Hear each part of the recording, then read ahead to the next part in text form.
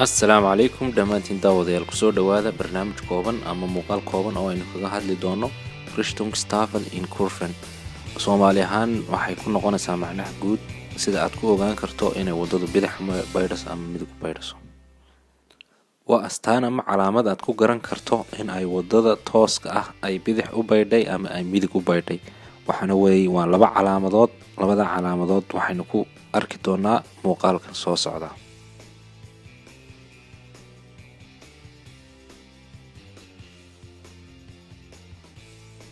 labadan calaamadood ee iska horjeeda midabka casaanka iyo cadaanka ah leh waa labada calaamadood ee aad ku garan karto inay wadadu ama dariiqa aad socotaa uu bidix u baydhay ama uu midig u baydhay. Calaamadan xagga bidixda xigta waa calaamad muujinaysa ama number 1 ah waa mid muujinaysa dariiq u baydhaya midig. Number 2 waa calaamad muujinaysa in dariiqu uu baydhayo xagga bidixda.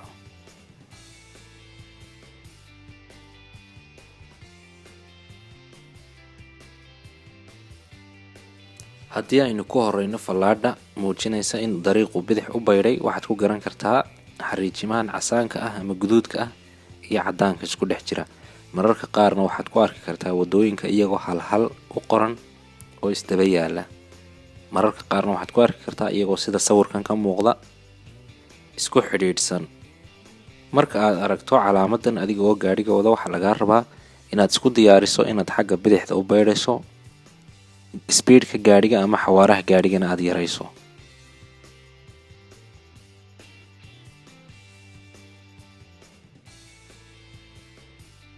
sidii aynu hore u soo sheegnay muuqaalka noocan ahna waa muuqaal muujinaya in uu dariiqu xagga bidixda u baydhayo. waxaanad u jeedaa calaamadii oo hal isku daba taala oo aan isku xidhiidhsanayn. haddii aad aragto calaamadan iyo calaamadii korka hore aynu ku soo aragnay labaduba waa isku mid. waxaad isku diyaarinaysaa inaad bidix u baydhayso. speedka gaadhigana inaad yarayso ayaa laga rabaa.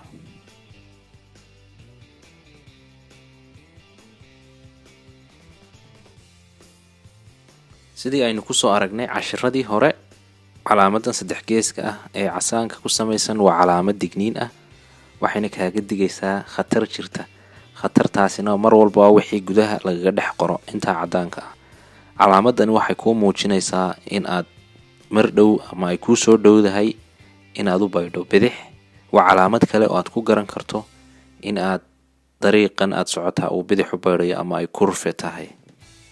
haddii xawaaraha aad ku socoto aad joogtayso ama aanad waxba ka dhimin toosna aad u socoto waxaa halis aad ugu jirtaa in aad wadada dhaafto ama dhinaca kale uga dhacdo shil halisana aad ku gasho. saas darteed waxaa la soo dhigaa calaamadan meel cabaar u jirta inta aanad gaadhin laabadka ama weecadka.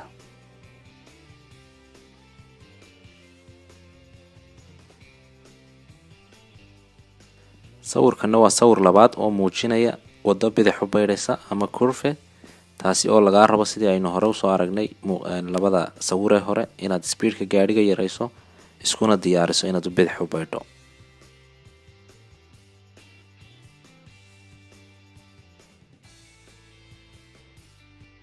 calaamadana waa calaamada labaad ee aynu ku garan karno in ay wadadani midig u baydhayso ama dariiqa aad ku jirta. haddii aad ku aragto calaamad noocaas oo ka horeysa taas macnaheedu waxay sheegaysaa inaad midig u baydhayso. sidii aynu hore u soo aragnay sawiradii hore iyagana waxaa laga rabaa inaad midig isku diyaariso inaad u baydho. speedka gaadhiga ama xawaaraha gaadhigana aad u dhinto.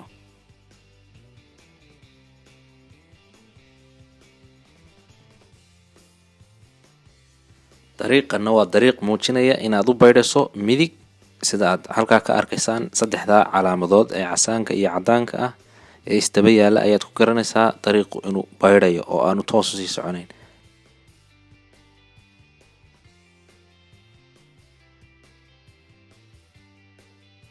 sawirkana waa muuqaal muujinaya gaadhi u baydhaya rasht ama midig waa curve rasht.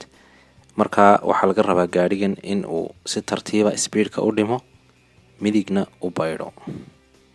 haddii uu toos u socdo sida fallaarta cas ka muuqata wuxuu gelayaa birtaas ama qorigaas cad ee meesha ka muuqda wadadana uu ka baxayaa.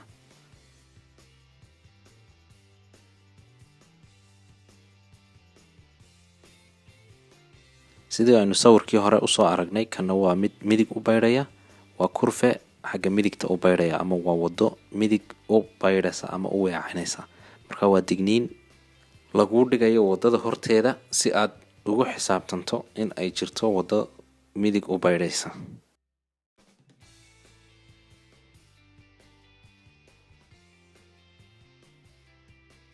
wadooyinka qaar waxaa laga yaabaa inaad ku aragto calaamadan oo ah calaamad kaaga digaysa 2 jeer inaad baydhayso.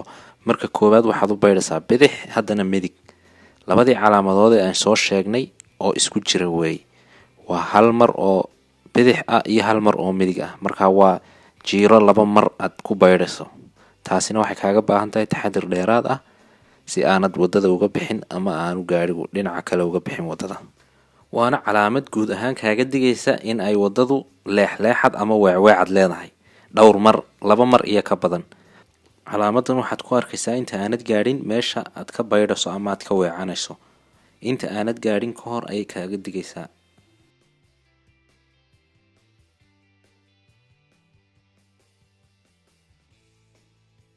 calaamadan waa mid la mid ah tii aynu hadda soo aragnay, taasi oo ay weecadka ama jiirada ugu horeysa ay tahay midig, talabaadna ay tahay bidix. marka waa digniin inta aanad gaadhin inaad ku xisaabtanto meeshan inay jirto dariiqu inuu 2 jeer u baydhayo.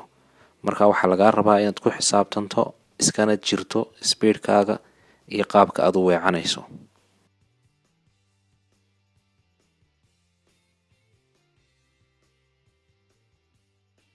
calaamadan waa mid wadamada qaar ay isticmaalaan oo aan ahayn wadanka Jarmalka ama Deutschland. waa wadamada qaar ayaa u isticmaala sidii aynu hore usoo aragnay calaamadii falaartii casayd iyo falaartii cadayd. bedelkeega ayay u isticmaalaan calaamadan madowga iyo cadaan kale, waana wado u baydhaysa midig.